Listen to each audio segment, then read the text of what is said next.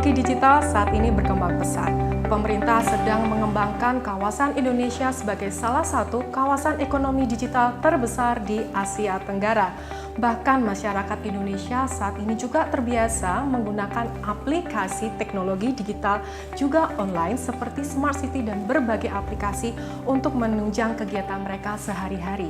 Bagaimana peran serta dan kontribusi industri telekomunikasi Indonesia menghadapi transformasi digital tersebut? Mari kita simak wawancara Forbil Institute bersama Vice President Corporate Communication PT Telkomsel, Mbak Adita Irawati, berikut ini. Halo Mbak Adita, selamat pagi. Pagi. Apa kabar Mbak Adita? Baik, terima kasih. Ya, ini kesempatan kali ini kita akan membahas satu topik mengenai dampak transformasi digital pada industri telekomunikasi di Indonesia. Saat ini kan teknologi digital makin berkembang dan masyarakat sudah menikmati beragam jenis layanan digital, terutama yang mobile. Nah, sebenarnya dampak transformasi digital pada industri telekomunikasi itu apa dan tantangannya apa sih, Mbak? Ya, betul sekali bahwa saat ini memang industri telekomunikasi di Indonesia ini sedang bertransformasi menuju ke teknologi yang lebih digital. Ini juga merupakan sebuah dampak dari perkembangan yang terjadi secara global.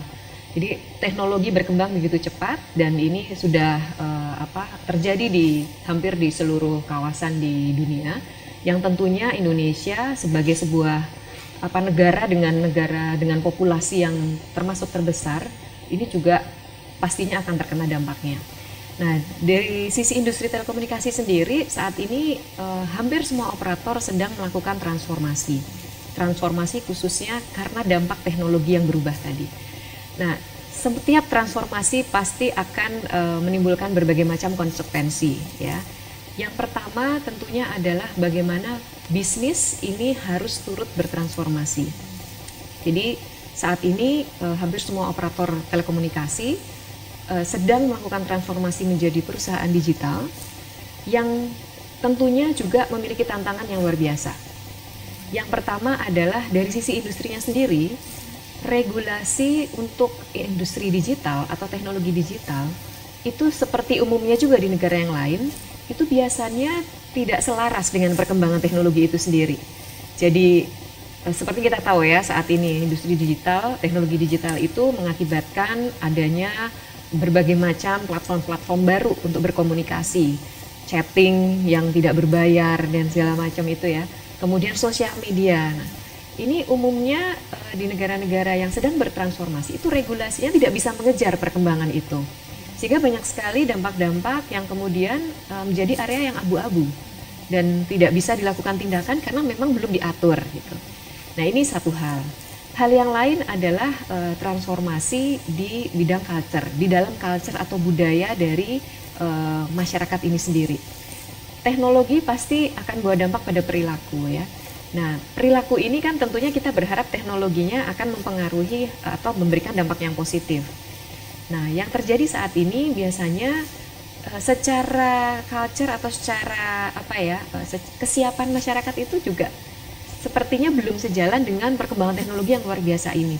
Salah satu contoh adalah bagaimana kemudian internet atau teknologi digital yang kemudian mungkin dinikmati masyarakat lewat sosial media, lewat berbagai macam aplikasi-aplikasi, itu umumnya tidak dibarengi dengan edukasi yang memadai.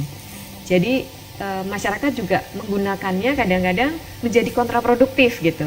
Yang seharusnya telekomunikasi bisa membantu produktivitas, meningkatkan produktivitas, memberikan edukasi yang lebih luas.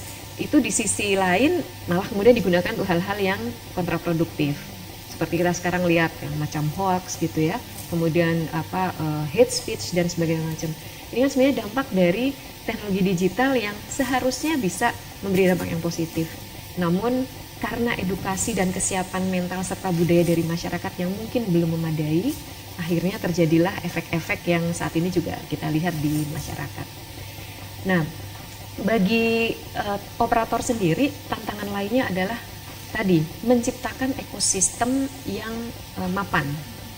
Karena ini sesuatu yang baru, ya.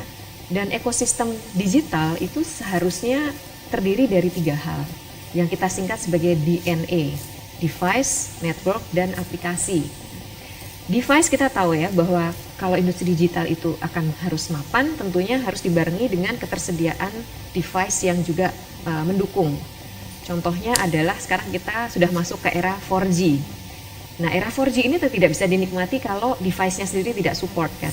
Nah, tetapi alhamdulillah di Indonesia device sudah makin merata, penetrasinya juga sudah sampai ke pelosok, harga sudah makin terjangkau. Bahkan pemerintah juga mendorong industri lokal untuk bisa memproduksi device atau handphone buatan lokal. Yang kedua, N-nya adalah network.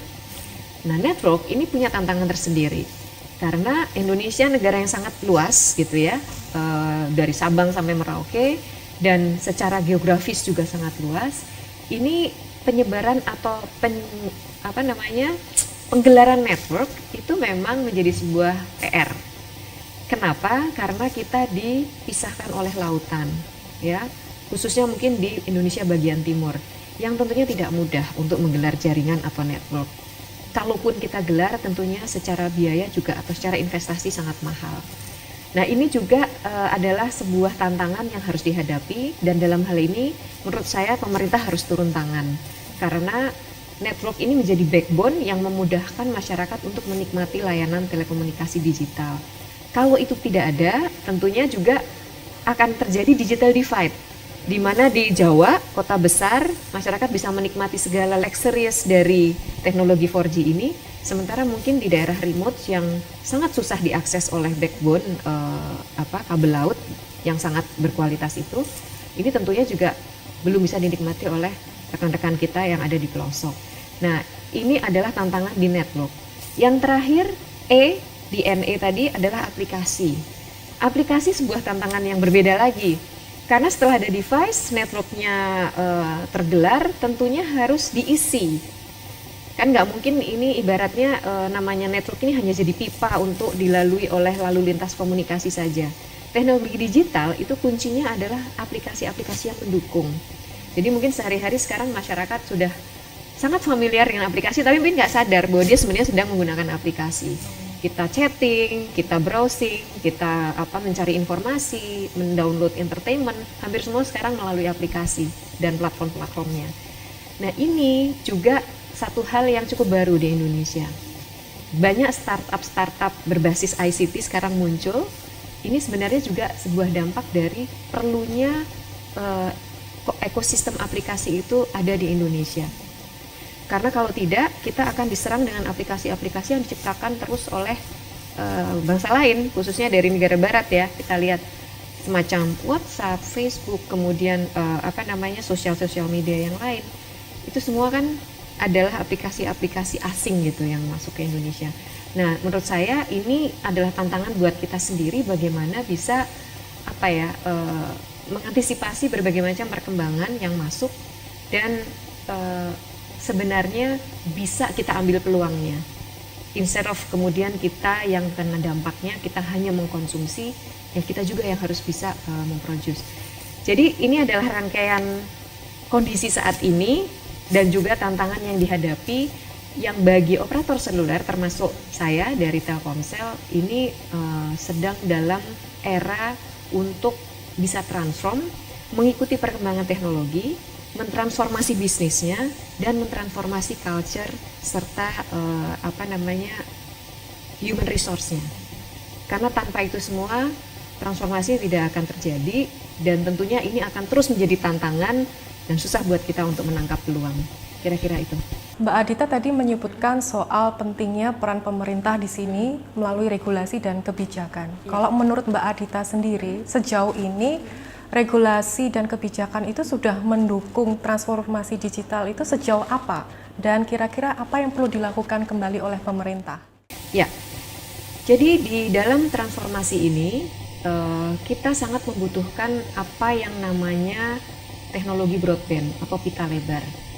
Karena begitu kita bicara tentang digital, apalagi kalau digital ini sesuatu konten yang besar, seperti sekarang kita tahu perilaku masyarakat sangat gemar dengan video, streaming dan sebagainya. Ini sangat dibutuhkan teknologi broadband yang berkualitas. Nah, tentunya teknologi ini tidak tergelar begitu saja. Dia harus disupport dengan yang tadi saya sampaikan, jaringan, baik jaringan transmisi maupun backbone. Backbone ini contohnya seperti kabel laut, fiber optik yang digelar di jalan-jalan ya, kemudian juga satelit. Nah, lebih penting lagi untuk bisa menggelar itu kita butuh frekuensi. Nah, frekuensi ini kan aset milik negara yang kemudian diberikan lisensinya kepada operator untuk dimanfaatkan. Nah, saat ini tantangan terbesar adalah yang namanya network ini hampir semua ruangnya itu sudah penuh, sudah over capacity. Khususnya mungkin di Telkomsel sendiri yang secara kapasitas kita ini sudah bisa dibilang overload. Karena dengan adanya 170 juta pelanggan, kita memiliki frekuensi yang sekarang sudah limited. Apa efeknya buat pengguna adalah kualitas yang mungkin makin hari makin tidak dirasakan baik gitu atau tidak berkualitas. Contohnya lambat, ya, tidak dapat optimal speed. Kemudian juga tidak konsisten atau tidak stabil. Kadang speednya bagus, kadang tidak, on off dan sebagainya. Itu sebenarnya salah satu dampak dari frekuensi yang makin limited dan efeknya kepada masyarakat, mereka tidak menikmati kualitas yang maksimal. Nah, ini buat kami di Telkomsel ini menjadi sebuah isu besar karena kualitas yang terbaik itulah yang kita janjikan kepada pelanggan kan, dan tentunya pelanggan juga menuntut hal itu. Nah, permasalahannya frekuensi itu adalah milik negara yang harus diatur oleh regulator untuk bisa dimanfaatkan secara maksimal oleh operator. Nah, saat ini yang kita lihat regulasi tentang frekuensi itu sendiri sampai sekarang masih belum diputuskan. Ya, jadi kita masih menunggu keputusan menteri bagaimana frekuensi di berbagai macam megahertz ya kan, ada 2100, ada 2300 megahertz yang semuanya mendukung broadband teknologi, itu masih belum dilelang yang akibatnya juga tidak bisa dimanfaatkan. Itu satu hal. Kemudian juga regulasi tentang network sharing atau berbagi jaringan. Network sharing sekarang ini memang banyak sekali dituntut oleh operator untuk bisa digelar. Tapi bagi Telkomsel seharusnya kita juga melihat bagaimana network sharing ini historinya, karena sebenarnya setiap operator punya kewajiban untuk membangun, ya. Nah, ketika kemudian satu operator merasa networknya sudah tidak mencukupi dan ingin berbagi, seharusnya juga yang bersangkutan kemudian melihat sebenarnya komitmen yang membangun dulu sudah dipenuhi atau belum. Karena itu tadi efek dari network sharing ini sebenarnya adalah karena komitmen pembangunan yang belum dipenuhi oleh operator. Dan di situ inilah yang membuat regulator sekarang ini juga harus fair kepada semua operator. Apakah network sharing itu sesuatu yang fair, yang bisa diterapkan, mengingat tidak semua operator punya komitmen yang sama dalam membangun. Jadi ini mungkin hanya dua dari berbagai macam isu regulasi yang ada di telekomunikasi, dan apalagi telekomunikasi sedang bertransformasi menuju digital. Jadi bagi kami banyak hal yang sebenarnya perlu campur tangan pemerintah gitu ya, dan tidak bisa dibiarkan operator kemudian kebingungan dan berspekulasi gitu. Ini karena impact-nya menjadi sangat tidak positif buat consumer. Jadi itu kira-kira yang menjadi aspirasi kami. Dengan kata lain, apabila anggota masyarakat merasa layanan telekomunikasi yang ia gunakan itu kualitasnya mungkin lambat begitu ya, itu tidak bisa menyalahkan sepenuhnya pihak operator telekomunikasi karena frekuensi itu sebenarnya pengelolaannya ada di tangan pemerintah. Begitu ya Mbak Adita ya. Antara lain seperti itu. Memang kita tidak pungkiri ya, mungkin banyak juga isu-isu layanan yang itu berasal dari operator, tidak bisa kita pungkiri. Tapi big issue-nya sebenarnya adalah ketersediaan frekuensi yang makin langka itu. Yang kalau kita bisa kelola dengan baik, sebenarnya bisa berdampak positif buat masyarakat. Coverage makin luas, kualitas yang dirasakan makin baik, dan tentunya masyarakat juga bisa memanfaatkan layanan telekomunikasi itu untuk aktivitas sehari-harinya yang lebih padat lagi. untuk kemudian frekuensi yang langka ini bisa semakin meluas begitu ya, semakin melimpah, langkah apa yang perlu ditempuh oleh pemerintah Mbak sebenarnya? Nah ini sekarang sebenarnya isu frekuensi ini kan bisa dibilang cukup kompleks ya, karena juga frekuensi telekomunikasi ini kan juga beririsan dengan frekuensi di dunia broadcasting yang dipakai oleh televisi. Nah semuanya sebenarnya sekarang ada di bawah Kementerian Kominfo ya. Nah ini menurut kami sih langkah yang paling tepat ya, pemerintah harus dengan tegas memilah frekuensi mana yang memang ini sudah mendesak untuk dilelang. Karena ini sebenarnya frekuensi juga salah satu sumber pendapatan negara, non pajak. Biaya hak penggunaan frekuensi atau BHP frekuensi itu adalah salah satu pendapatan negara non pajak yang cukup besar, yang nilainya triliunan. Jadi sebenarnya kalau pemerintah lebih cepat melakukan lelang, negara akan untung karena pemasukan negara akan lebih cepat masuk. Operator akan untung karena punya coupling yang bisa digarap untuk meningkatkan layanan. Masyarakat luas lebih untung lagi karena dia bisa menikmati layanan, khususnya mungkin yang saat ini belum menikmati itu seperti di pelosok, maupun yang di kota-kota besar layanan atau kualitasnya akan lebih meningkat gitu. Nah, dengan adanya saat ini tantangan terbesar juga ada di level pemerintah, kira-kira apa yang bisa dilakukan Telkomsel untuk memenangkan persaingan bisnis telekomunikasi di era digital ini, Mbak? Ya, nah ini gini, sebenarnya saat ini Telkomsel memang sudah menjadi leading di telekomunikasi seluler ya. Kita mungkin sudah memiliki lebih dari 52% market share gitu. Nah, tetapi kan kita berharap pasar ini makin berkembang, makin luas gitu ya. Nah, tadi kembali lagi ke isu bahwa untuk meluaskan market, ya tentunya kita butuh juga, ibaratnya kalau saya analogikan tuh butuh coupling yang juga lebih luas. Coupling ini adalah frekuensi. Analoginya kayak orang bangun rumah deh ya.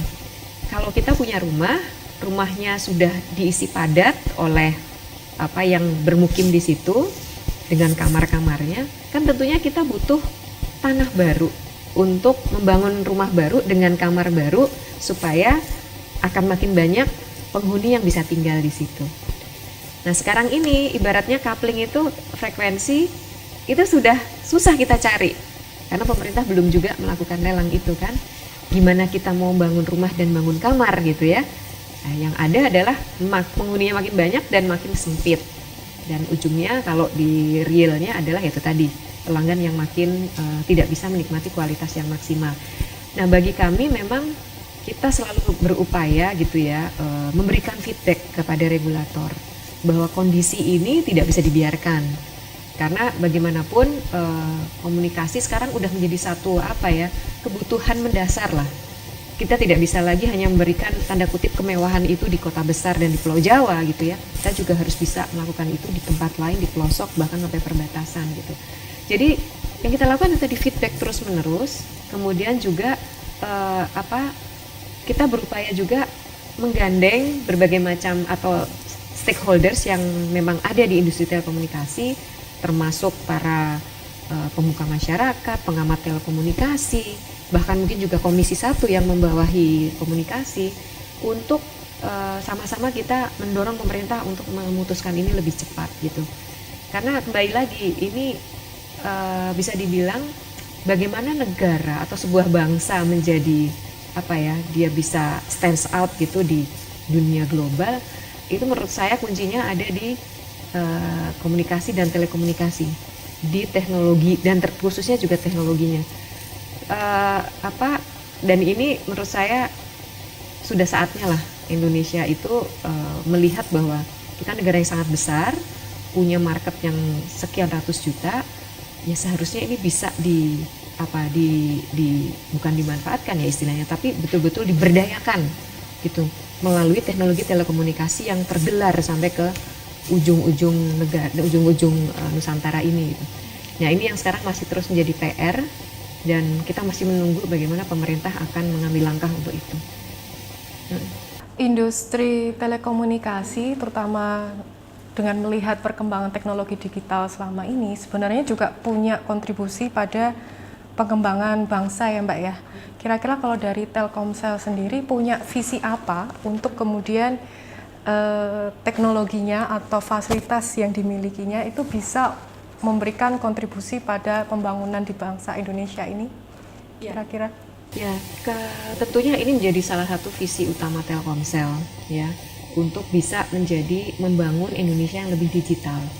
Jadi memang tema kami di tahun 2017 ini adalah Building Digital Indonesia atau membangun Indonesia yang digital. Nah, kita sih berharap ini tidak hanya sekedar menjadi jargon.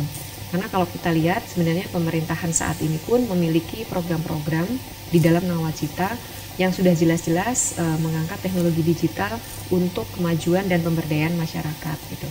Nah, kami sebagai salah satu pemain yang terdepan tentunya juga ingin memberikan kontribusi untuk menuju ke sana.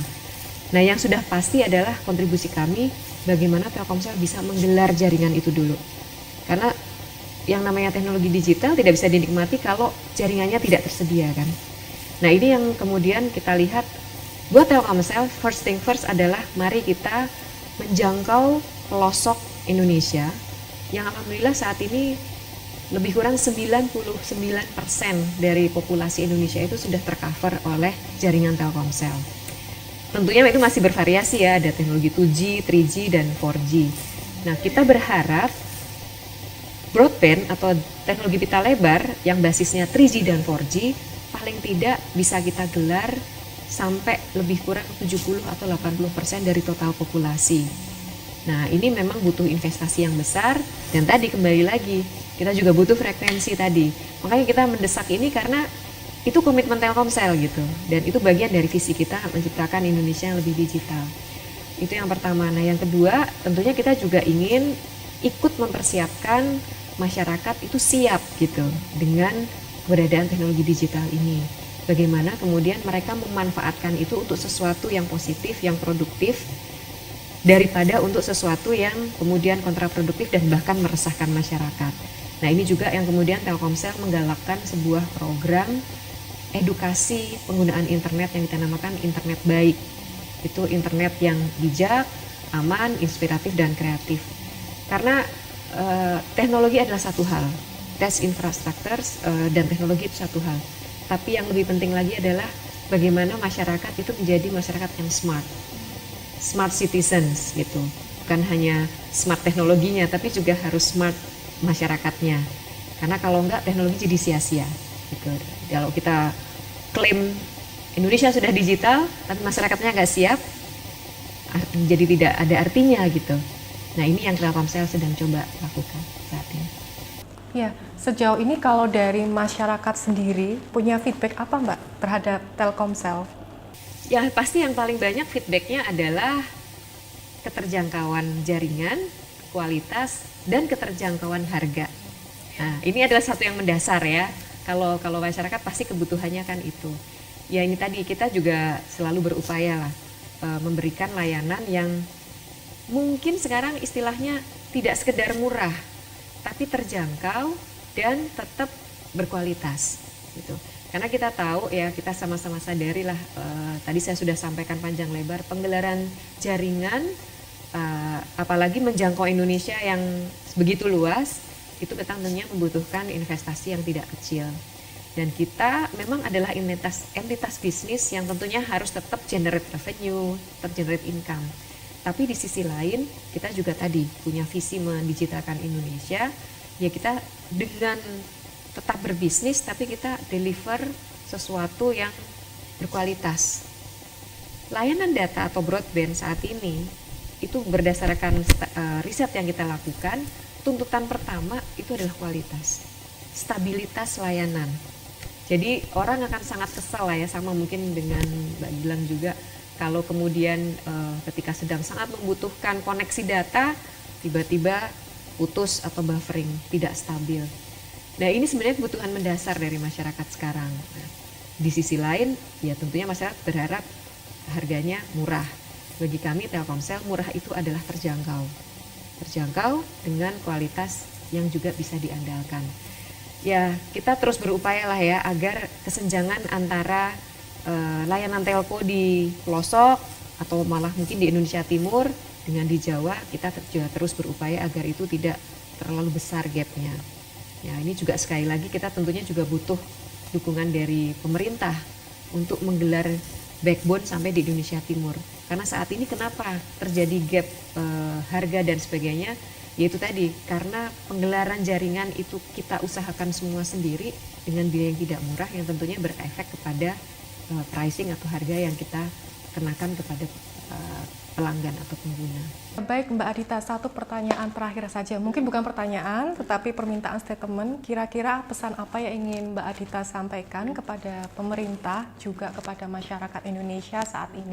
Ya, sektor telekomunikasi ini adalah sektor yang sangat strategis. Dan kami dari operator tentunya sangat membutuhkan sebuah aturan main, regulasi ataupun ketentuan yang bisa membuat industri ini menjadi lebih kondusif, berkompetisi dengan sehat, kemudian memberikan layanan yang terbaik, dan tentunya juga adil dan fair untuk semua operator.